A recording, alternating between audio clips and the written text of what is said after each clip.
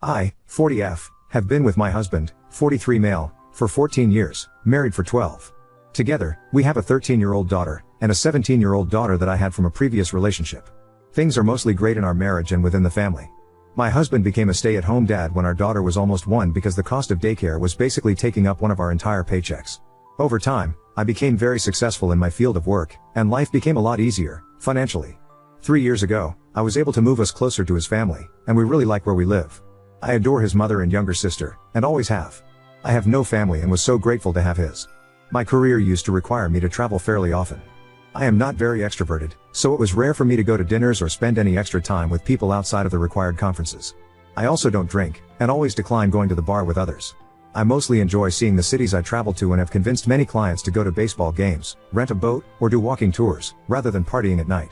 My location tracking has always been on, including sending notifications to my husband of my Lyft rides through the Lyft app. Every night, at a scheduled time, I would FaceTime with him and our 2 daughters. I never missed a call. Throughout our relationship, my husband has battled with depression. It hasn't seemed like anything too extreme. He's gone to therapy a few times. The first time, it was awful. It seemed that it was making him worse rather than better. We stopped, found him a new therapist, and after about 6 months he said he didn't think he needed to go. Last year, he said he wanted to start going again, so we found a therapist, and he returned to therapy. I haven't noticed any difference in his mood for better or worse. He seemed happy before, and happy now. Through all this, it has always been understood that should he need me to come home, or stay home, I would. I work for a very family-friendly company, and for most of my career, I was not the only one in my role. I covered for my coworkers, and they would cover for me if I needed them to. Now, after 20+ years in my field of work, I have a nice position where I mostly work from home. I travel 2 to 3 times a year and I always remind him that I can and will stay or come home if he needs me to. He's never asked me to, always promising me that he is fine. Around a year ago, I noticed he was trying to look at my phone. I offered to just hand it to him, unlocked, or give him the passcode right then and there. He said no, he was just being silly. On more than one occasion, I saw him looking at my laptop. I told him the PIN was the same as my debt card, he has the PIN for that, and it's the same for my phone. I wasn't sure exactly what he was trying to do, but I have nothing to hide. In October, I went on a 5-day work trip and stayed at an Airbnb with a female coworker of mine. She is the CEO of the company I work for. We've known each other since the start of our careers over 20 years ago. When we learned that we were going together, we figured out that an Airbnb would be cheaper than 2 hotel rooms. The Airbnb was owned by 4 men who use it as their residence when not traveling. I did laundry in the provided washer/dryer, and apparently, there were a pair of men's boxer briefs in the dryer that I didn't see. I was coming down with something and looking forward to coming home. With barely any energy, I just sort of threw my washed clothes in my luggage and left. It turns out I had the flu, and by the time I landed in my home city/state, I felt like absolute death.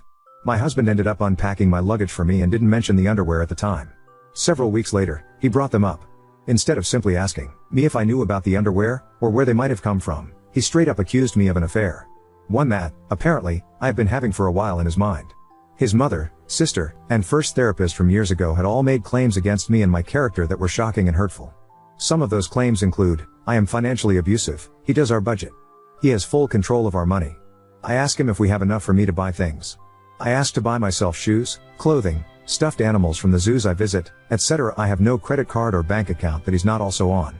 I travel for longer periods than need be. I do sometimes stay an extra day or go a day early to a city that I've never been to. I enjoy the tourist side of things. I've never hid the conference agenda or my personal agendas from him. I work with mostly men. There's no way I could turn every one of them down over the past 20+ years. I can, and have. I am friendly, it's how I get clients. But I am very firm in my boundaries.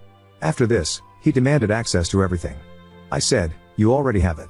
He combed through my laptop and my cell phone. Finding nothing, he cried and apologized. I told him that I was stunned and hurt. His family, my family, said all these awful things about me for years, and he just believed them. I suggested couples therapy, but he insisted we didn't need it, that he would do better. I didn't travel again until February of this year. I flew in for the day, and back out the next day. I was gone literally less than 24 hours. It wasn't long until he started looking at my phone again, watching me unlock it and seeing what the first screen that popped up was. He would ask me who certain people were in my texts, and I'd tell him, offer to let him read through them, and he'd decline. Just wondered who that was, he would say. In March, he sat next to me at our kitchen table and was reading through my team's chats. He started asking me everyone was. I told him, these are literally all my coworkers, it's teams. There are 12 of us, 10 of us are women. Last week, I received a text message from a man who was friends with my father, who passed in 2019 from cancer. My husband was by my phone at the time, and I was a room away. I could hear the vibration of my phone, and when I went in to check it, my husband is holding my phone. Mark sent you like 6 text messages, he tells me. I asked him to read them to me. Mark was asking me about something that belonged to my father. 4 of the 6 texts were photos of the object, and 2 were him asking me if I wanted it / saying he could meet me halfway. My husband put the phone down, and within 30 seconds was having a full-blown panic attack. Shaking, crying, the whole works.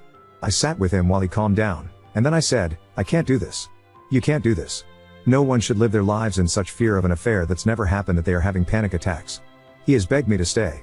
His mother and sister are blowing up my phone telling me that I am everything they ever thought me to be, and that I'm going to have to pay because I trapped him into staying home. It hurts me greatly to let him go, but it hurts more to see that somehow in all these years, he's always seen me as not being faithful and allowing his family to further that narrative. I don't know if he's guilty and throwing it back on me.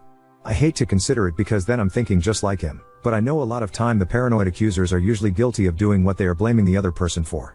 I just feel lost, and awful. The whole thing hurts, and the texts from the people I thought were my family didn't stop until I ended up blocking them. Ada for giving up?